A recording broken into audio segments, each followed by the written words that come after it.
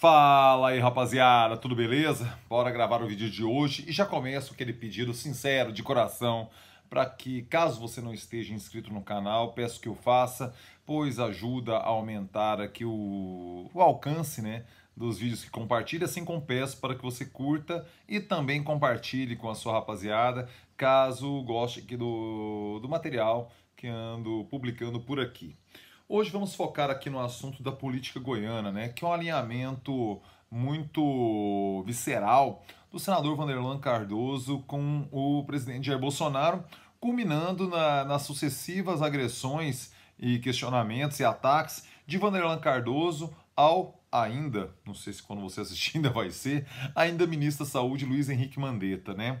O Vanderlan foi ao Twitter e eu vejo a matéria no site Poder Goiás, de a matéria escrita pelo meu amigo Eduardo Horácio, faz uma análise muito boa, né? Eu gosto muito dos textos do Eduardo Horácio desde a época que éramos estudantes de jornalismo, e o Poder Goiás, eventualmente, ele compartilha algum conteúdo por lá, o Eduardo Horácio.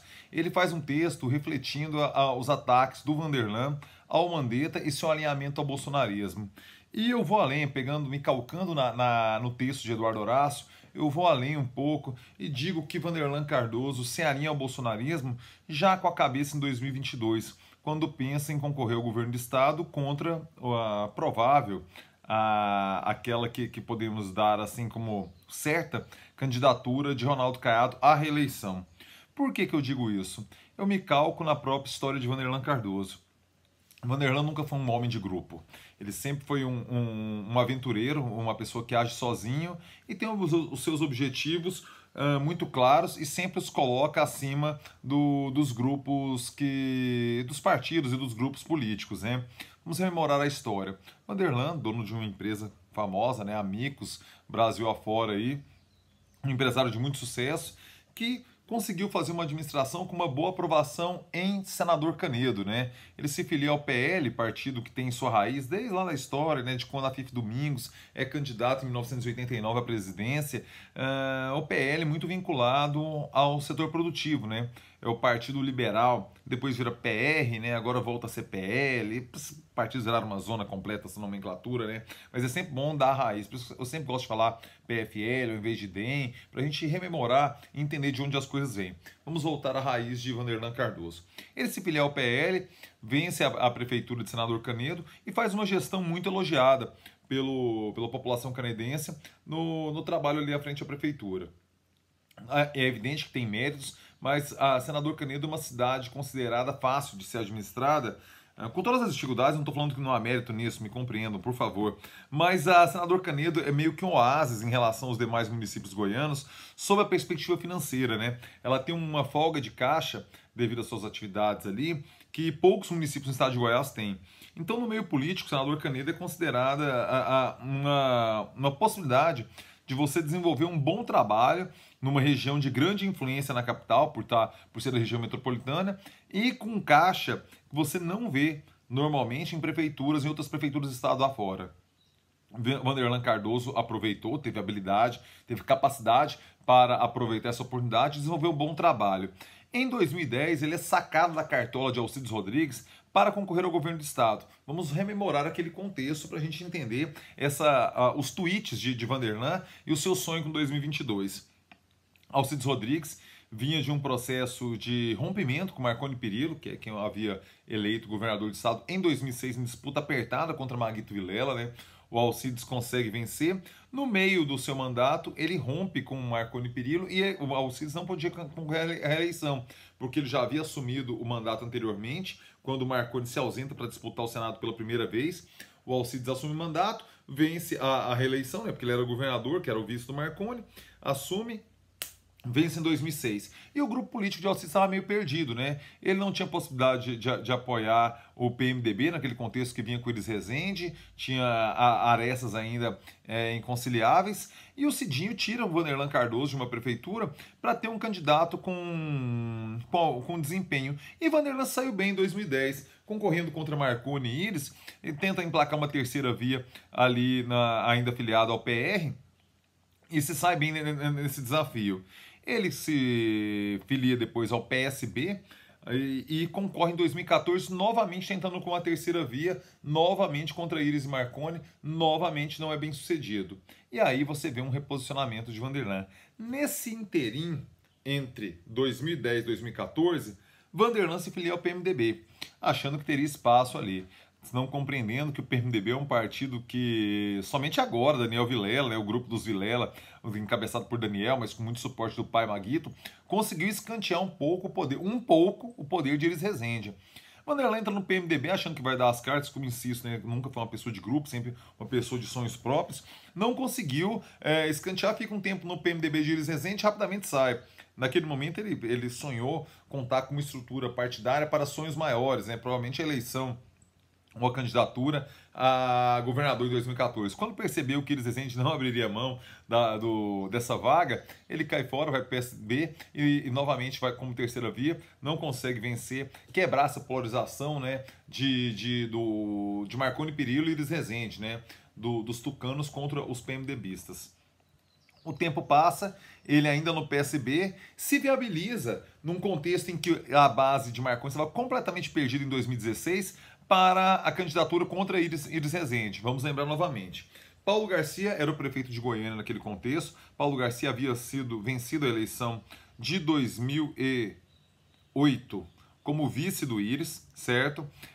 O Iris sai para concorrer em 2010 à prefeitura, ao governo do estado. Paulo Garcia assume, cumpre 2 anos e meio de mandato e vence em 2012. Só que Paulo Garcia vinha com uma gestão muito desgastada. O PMDB já havia rompido com Paulo Garcia do Partido dos Trabalhadores. O Iris sai candidato em 2016 e Marconi, naquele contexto, não tinha candidato. Vamos lembrar que em 2012, o candidato apoiado por Marconi foi Jovair Arantes, que tomou uma sapatada de primeiro turno do Paulo Garcia. Paulo Garcia venceu no primeiro turno o Jovair Arantes, impondo mais uma humilhante derrota para o grupo de Marconi Perillo na capital.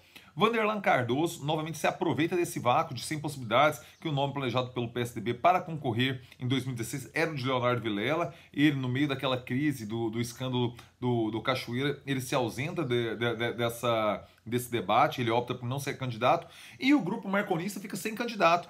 Teve, inclusive, um flerte do PSDB apoiar Iris Rezende naquele momento, não sei se vocês se recordam. Não acontece porque o Iris não quer. Marconi toparia indicar a vice de Iris naquele contexto. O Iris não topa e o Marconi, aí sim, numa jogada de mestre, tira novamente da cartola, tal qual Alcides tira Vanderlan da cartola em 2010. Marconi tira o Vanderlan da cartola e o coloca para disputar a prefeitura de Goiânia em 16 contra Iris Rezende.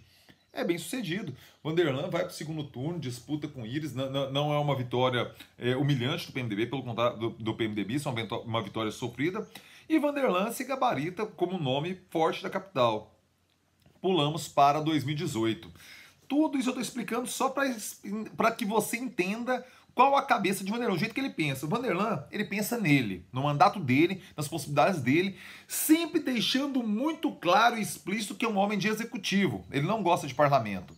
Mas em 2018 as pesquisas começam a surgir e o nome dele, devido ao recal das campanhas de 2010, 2014 e 2016, vem muito forte para o Senado. Marconi Perillo tinha os desgastes acumulados, Lucevânia tinha seus desgastes acumulados e era uma eleição bastante incerta ali no topo da tabela. O que acontece? O PSB, que é o partido que o Vanderlan estava e havia disputado a prefeitura em 2016, tinha dono, era de Lucevânia. Lucevânia não abre mão de sua candidatura a tentar a reeleição ao Senado, né? Vanderlan novamente agindo em interesse próprio. Isso aqui não é uma crítica, é só uma constatação, compreendo. Ele sai do PSB, vai para o PP, que naquele contexto era capitaneado pelo Alexandre Baldi, e se alinha, o PP vai para a campanha de Daniel Vilela, do PMDB. Ou seja, Vanderlan Cardoso sai do grupo marconista e se alinha ao grupo PMDBista porque tinha uma candidatura, uma vaga para disputar o Senado na chapa de Daniel Vilela, encabeçada por Daniel Vilela. Acontece aquela hecatombe na campanha de Marconi Perillo no meio do caminho, né, em que ele vai preso, dorme 1 ou 2 dias, acho que um dia que ele fica na PF, preso na PF, né? E o Marconi Perillo fica em quarto lugar na disputa, né? Cajuru e Vanderlan são eleitos. Vanderlan pelo PP, pelo partido presidido pelo Alexandre Baldi, aqui em Goiás. O tempo passa, né? Novamente aí o Vanderlan ele se desvincula do grupo marconista em prol do seu sonho ali, da sua possibilidade, era o sonho, da sua possibilidade de ser senador, é bem sucedido e vai ao Senado. O PP, em 2019, começa um alinhamento com o governo do Ronaldo Caiado. E o Vanderlan nunca escondeu que o seu sonho é de executivo. O que acontece? O PP entra na base de Ronaldo Caiado, o Baldi, inclusive, indica o seu irmão para a Secretaria de Cultura do governador Ronaldo Caiado, né? Hoje o secretário de Cultura é o Baldi, do governador Ronaldo Caiado, e o Vanderlan percebe que, a se seguir essa toada, o PP deve apoiar Ronaldo Caiado em 2022, não daria espaço para a candidatura dele ao governo do Estado. Ele se alinha ao bolsonarismo. Nesse momento em que o Caiado vai para a oposição, rompe com o presidente da República, Vanderlan se alinha ao bolsonarismo para ter uma possibilidade de disputar contra Ronaldo Caiado em 2022. O que ele faz? Sai do PP, vai para o PSD, um racha antigo, né, de Ronaldo Caiado com Vilmar Rocha, que também é egresso do PFL, e numa disputa interna ali de poder. Vilmar Rocha, o PFL da ala marconista, Ronaldo Caiado, o PFL de um perfil mais independente. Na disputa interna do partido, Ronaldo Caiado vence, Vilmar Rocha sai do PFL, depois, quando o Kassab organiza o PSB, Vilmar Rocha vira a pessoa de confiança de Kassab para tocar o PSD no estado de Goiás. O Vanderlan, contando com esse racha de Vilmar Rocha com Ronaldo Caiado, se filia ao PSD, sonhando com 2022, com a vaga, para disputar a vaga contra Ronaldo Caiado. Por que eu expliquei isso tudo? Porque esse movimento agora de Vanderlan, de criticar o Mandetta, primeiro vai para o segmento empresarial, uma parcela dele tá muito insatisfeita com essa política de isolamento social e da reclusão domiciliar, né? Eles entendem que as atividades econômicas têm que ser preservadas, não concordam com as orientações do mundo civilizado e da Organização Mundial de Saúde, de que a única alternativa para minimizarmos as mortes no momento é a reclusão horizontal, com todas as nefastas consequências econômicas que inegavelmente ela vai trazer, mas o Vanderlan se alinha nessa linha argumentativa, ou seja, com o seu grupo social, que são os empresários, os donos do capital, projetando 2022 contra Ronaldo Caiado, que dificilmente vai estar numa posição de aliado junto de Jair Bolsonaro. Então você vê que a perspectiva solo, o trabalho, o sonho exclusivo e sempre visando o executivo de Vanderlan está totalmente justificado nessa sequência de tweets em que ele bate duro, bate forte no ministro Mandetta. Espero que você tenha gostado da explicação, espero que você tenha compreendido a trajetória de Vanderlan Cardoso e como ele sempre se moveu na política goiana em prol do seu sonho, nunca respeitando grupos, transitou, já foi de todos os grupos, já foi do PMDB, já foi alinhado a Marconi, já foi alinhado ao Cidinho e agora ele se alia a Vilmar Rocha, sonhando a disputa com 2022, questionando o governador Ronaldo Caiado, já prevendo que eles vão estar em campos opostos na próxima eleição para o governo do estado. Caso queira colaborar, por favor, estou tentando responder todos os comentários aí do embaixo, entendeu? Caso algo que eu me esqueci, algo que na minha pesquisa faltou, peço para que você me ajude. Agradeço aí ao texto do Eduardo Horácio, que foi o gatilho para que eu gravasse esse vídeo, essa análise de hoje. Peço também, dando sequência ao projeto Quarentena Mundo Afora, hoje à noite, hoje às 9 horas da noite, vou conversar com o Luciano Dremer, artista visual goiano aqui, que já mora há um bom tempo na China, vai contar como é que está a experiência lá de um país que já começa a apontar saídas para essa crise da Covid-19. Então peço que você acompanhe, eu montei uma playlist aqui no canal Quarentena Mundo Afora, já tem episódios da Suíça, Canadá, Estados Unidos e França. Hoje entra China, amanhã vamos gravar Colômbia. Então peço para que você acompanhe, hoje a live é às 9 da noite, caso você esteja de boa.